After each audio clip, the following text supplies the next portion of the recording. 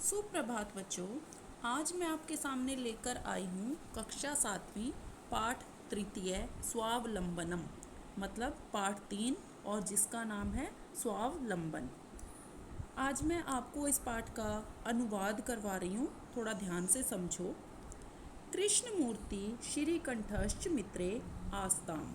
कृष्णमूर्ति और श्रीकंठ दो मित्र थे। श्रीकंठस्य पिता समृद्ध आसीत। श्रीकंठ के पिता बहुत ही धनी थे। समृद्ध होता है धनी। अतः तस्य भवने सर्वविधानि सुख साधनानि आसन। इसलिए उनके घर में हर प्रकार की सुख और सुविधाएं थी। तस्मिन् विशालं भवने चत्वारिंशत् स्तंभा आसन। उनके बहुत बड़े घर में 40 खंबे थे। तस्य अष्टादश प्रकोष्ठेषु 50 गवाक्षा, चतुश्चत्वारिंशत् द्वाराणि, षट्त्रिंशत् विद्युत व्यजनानि च आसन। अब वो बता रहा है कि उनके घर में क्या क्या था। देखो सुनो, उनके 18 कमरों में 50 खिड़कियां और 44 दरवाजे थे। उसके बाद आगे भी वो बता रहा है कि 36 बिजली के पंखे थे। मतलब वो उसके घर में बता रहा है कि उसका घर कितना ज़्यादा बड़ा था। तत्र 10 सेवका निरंतर कार्यम कुर्वन्ति सम। और वहाँ पर 10 सेवक मतलब 10 नौकर हमेशा ही कार्य में लगे रहते थे। परम कृष्णमूर्तय माता पिता च निर्धनौ कृषक दंपतौ। परंतु जो कृष्ण मूर्ति था उसके माता पिता बहुत ही गरीब पति पत्नी थे। मतलब कृष्ण मूर्ति के माता पिता गरीब थे और जो श्रीकंठ है उसके माता पिता बहुत ज़्यादा अमीर थे।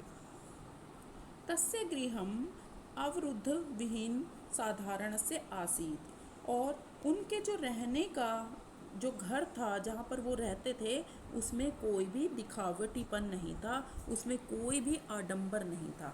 वो एक सिंपल साधारण घर में रहते थे। एकदा श्रीकंठः 3 सह प्रातः नववादने तस्य गृहम अगच्छत्। एक बार, अब वो आगे बात बता रहा है कि एक बार जो श्रीकंठ था वो प्रातः 9 बजे उसके साथ उसके घर चला गया। किसके घर चला गया?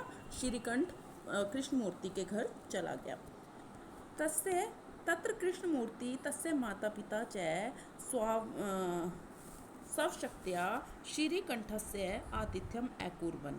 वहाँ पर कृष्णमूर्ति ने और उसके माता पिता ने श्रीकंठ का बहुत अच्छे से अतिथि सत्कार किया, मतलब उसकी आवभगत की। एतत् दृष्ट्वा श्रीकंठः अकथयत्। यह देखकर श्रीकंठ ने कहा। अकथयत् होता है कहना। मित्र, हे मित्र, अहम भवताम सत्कारेण संतुष्टो अस्मि। मैं तुम्हारे सत्कार से, मतलब मैं तुम्हारे जो अतिथि सत्कार की है, तुमने मेरी आवभगत की है, मैं उससे पूरी तरह से संतुष्ट हूँ, मतलब सेटिस्फाई हूँ, खुश हूँ। केवलम इदमेव मम दुखम यत् तव गृहे एकोऽपि भृत्यः नास्ति। केवल एक ही बात का मुझे दुख है कि तुम्हारे घर में एकोऽपि, एक भी नौकर नहीं है। भृत्य होता है नौकर। मम सत्काराय भवताम बहु कष्टम जातम। मेरे सत्कार से तुम्हें बहुत अधिक कष्ट हुआ। जैसे कहते हैं ना, मेरी सेवा करने के बाद तुम्हें बहुत ज़्यादा कष्ट हुआ, इसी तरह से वो भी बता रहा है। मम गृहे तु बहवः कर्मकरा संति। मेरे घर में तो बहुत सारे नौकर हैं। तदा कृष्णमूर्ति अवदत्। तब कृष्णमूर्ति बोला, हे मित्र, ममापि अष्टौ कर्मकरा संति। मेरे भी 8 नौकर हैं। ते च, और वे हैं। अब वो बताता है कि मेरे 8 नौकर कौन कौन से हैं। द्वौ पादौ, 2 पैर, 2 हस्तौ, 2 हाथ, 2 नेत्रे, 2 आँखें, 2 श्रोत्रे इति, और 2 मेरे कान। मतलब उन्होंने अपने हाथ पैरों को, कानों को, आँखों को अपने नौकर बताया। एते प्रतिक्षणम मम सहायका, और ये हर पल मेरे सहायक हैं, मेरी हेल्प करते हैं। किंतु तव भृत्या सदैव सर्वत्र च उपस्थिता भवितुम न शक्नुवन्ति। परंतु तुम्हारे नौकर हर समय सदा तुम्हारे साथ नहीं रह सकते। त्वं तु सब कार्याय भृत्याधीन है। इसलिए तुम अपने सभी कामों के लिए अपने नौकरों पर अधीन हो, अपने नौकरों के वश में हो।